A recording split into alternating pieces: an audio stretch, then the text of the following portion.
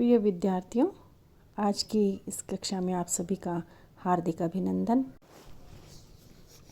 आज हम कबीर दास के पदों की व्याख्या कर रहे हैं। प्रस्तुत पद कबीर दास की भक्ति पद्धति के बारे में है। कबीर दास जी बाह्य आडंबरों या दिखावटी पूजा पद्धति में विश्वास नहीं करते थे। कबीर ने इन सब से परे उस परमात्मा को अलौकिक, अगम्य, निराकार माना है, जो परमात्मा सर्वव्यापक है, सब जगह है और वह मन के अंदर ही निवास करता है और प्रेम के माध्यम से पाया जा सकता है। वह ब्रह्म सबके लिए एक है, किसी जाति, धर्म, संप्रदाय विशेष के लिए नहीं है, ऐसा कबीर मानते हुए इस प्रसंग में कह रहे हैं। पंडित बाद बदनते झूठा, राम कह्या दुनिया गति पावे, सांड कह्या मुख मीठा। कि पंडित जो आपस में वाद विवाद करते हैं ईश्वर को लेकर के, अलग अलग मतांतर, पंडित यहाँ ज्ञानीजन के अर्थ में हम ले सकते हैं कि जो ज्ञानी लोग हैं, विद्वान लोग हैं, जो ईश्वर को लेकर के विभिन्न मतवाद चला कर के रखते हैं, वो सारे के सारे बातें व्यर्थ हैं, झूठी हैं। कबीर दास जी कहते हैं कि यदि राम कहने मात्र से ही दुनिया को गति मिल जाए, यानी मोक्ष हो जाए संसार की, तो फिर सांड मानी मीठा, चीनी, खांड जो है, शैका या खांड का अर्थ में कि चीनी कहने पर या खांड कहने पर मुंह भी मीठा हो जाएगा, क्योंकि वह भी भावगत है, यह भी शब्दगत है। तो दोनों शब्द जब बोले जाएं तो वह शब्दों का अनुभव हो जाना चाहिए। लेकिन कबीर का मानना है कि ईश्वर या फिर कोई भी परम तत्व सिर्फ शाब्दिक नहीं है। पावक कह्या पाव जे दाझे, जल कही तृषा बुझाई। पावक मानी अग्नि, दाझे मानी जलना, तृषा मानी प्यास। कि फिर अग्नि कहने पर पाँव जल जाएगा, या आग कहा और आग कहने पर वो आग का अनुभव हो जाए और आग से पाँव जल जाए। ऐसे ही पानी बोलने पर, जल बोलने पर जो प्यास है वह प्यास भी बुझ जाएगी। भोजन कह्या भूख जे भाजे, तो सब कोई तिर जाई। फिर तो भोजन कहने पर हर किसी की भूख भी खत्म हो जाएगी और हर किसी का उद्धार हो जाएगा। पर कबीर का मानना है कि परम पिता परमात्मा ऐसा नहीं है, वह भाव की गहराइयों में छिपा हुआ है। इस कारण ये सब बाहरी चीज़ें हैं जिनके करने से कुछ नहीं हो सकता। नर के साथ ही सुआ हरि बोले, हरि परताप न जाने। जो कबहू उड़ जाए जंगल में, बहुर न सुरते आने। कि जैसे मनुष्य के साथ साथ तोता हरि हरि बोलता रहता है, लेकिन हरि का मर्म क्या है, उसका प्रताप क्या है, उस हरि शब्द का अर्थ कितना गहरा है, यह वह नहीं जानता। क्योंकि तोता तो अनुकरण मात्र करता है, जो शब्द उसके सामने उच्चारण होगा वह उच्चारण कर लेगा। तो जिस घर में रहता है उस घर में रहने वाले व्यक्तियों के साथ साथ वह भी शब्द बोलता रहता है।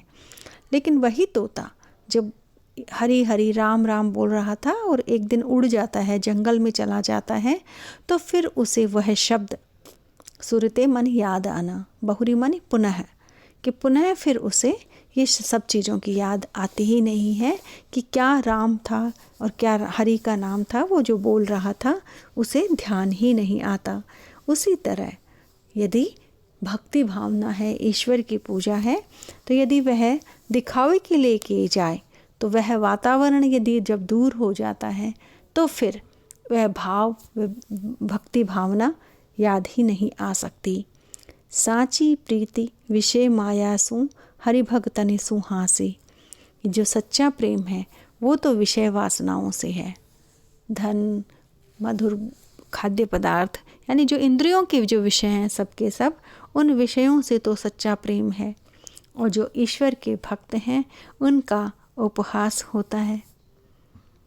तो ऐसे यदि कबीरदास जी कहते हैं तो फिर उस पिता परमात्मा के प्रति, उस परम तत्व के प्रति जो निर्गुण ब्रह्म है, उस ब्रह्म के प्रति प्रेम उत्पन्न नहीं हो सकता, क्योंकि पहले विषयों से दूर होना पड़ेगा और फिर ईश्वर के उस भाव को हृदय में जानना होगा। कबीर के अनुसार तभी प्रेम भाव उत्पन्न हो सकता है, अन्यथा ईश्वर के प्रति कोई प्रेम उत्पन्न नहीं हो सकता। कबीरदास जी का कहना है कि फिर अगर ईश्वर के प्रति प्रेम भाव नहीं होता और बाहरी दिखावा मात्र ही होता है भक्ति का, तो वह व्यक्ति मृत्यु के बाद में मौत होने पर यमलोक में ही जाता है। अर्थात कबीर का मानना है कि उस व्यक्ति का मोक्ष नहीं होता, यानी वह आत्मा परमात्मा में लय नहीं होती और उसे यमलोक में जाना पड़ता है और फिर पुनः अपने कर्मों का भोगने के लिए यहाँ संसार में जन्म लेना पड़ता है। इसलिए वो कहते हैं बांध्यो जमपुर जासी, कि बंधा हुआ यमलोक में जाता है, अर्थात उसको मोक्ष नहीं होती। कबीरदास जी ने यहाँ पर बाहरी दिखावटी भक्ति भावना का खंडन किया है।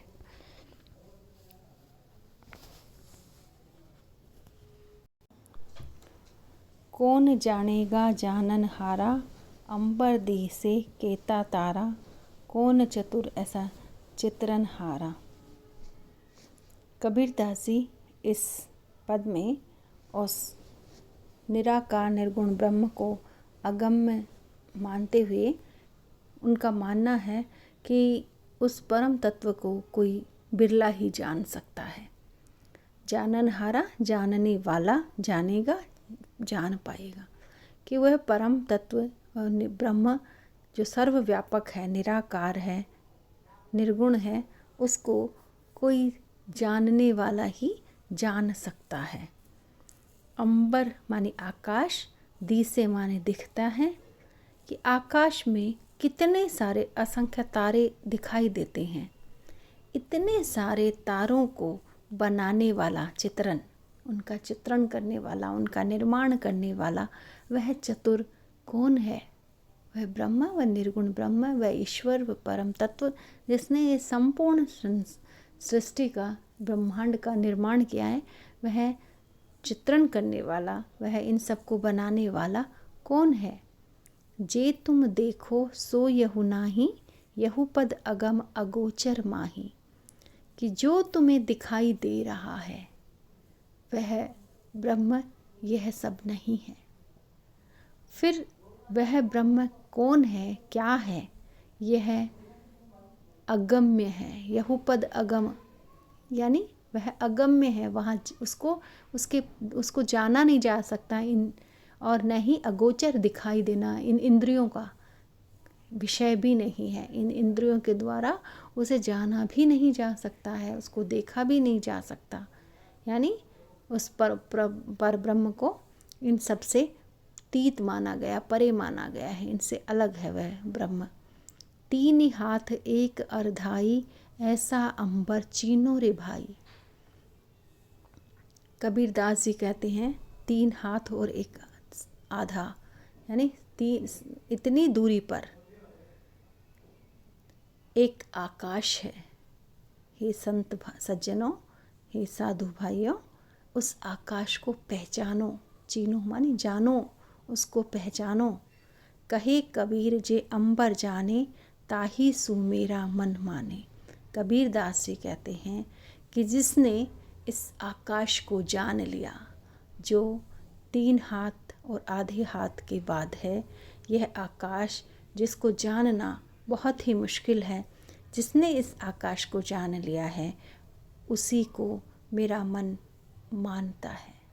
यानी कबीरदास जी कहते हैं कि मेरा मन यह जानता है कि वही उस तत्व को जानने वाला हो सकता है जो इस आकाश को देख लेता है, पहचान लेता है, वही उस परम तत्व के बारे में जान सकता है। ये कबीरदास जी की जो साधना पद्धति है उसमें उस निर्गुण ब्रह्म को इस तरह से चित्रित किया गया है कि वह निर्गुण निराकार पर ब्रह्म सब जगह व्याप्त है, लेकिन वहाँ तक पहुँचना उतना ही कठिन है। सब जगह व्याप्त होने के बाद भी उस तक पहुँचना, उसको पहचानना बहुत ही मुश्किल है और कोई बिरला ही इस तरह से उसे जान सकता है।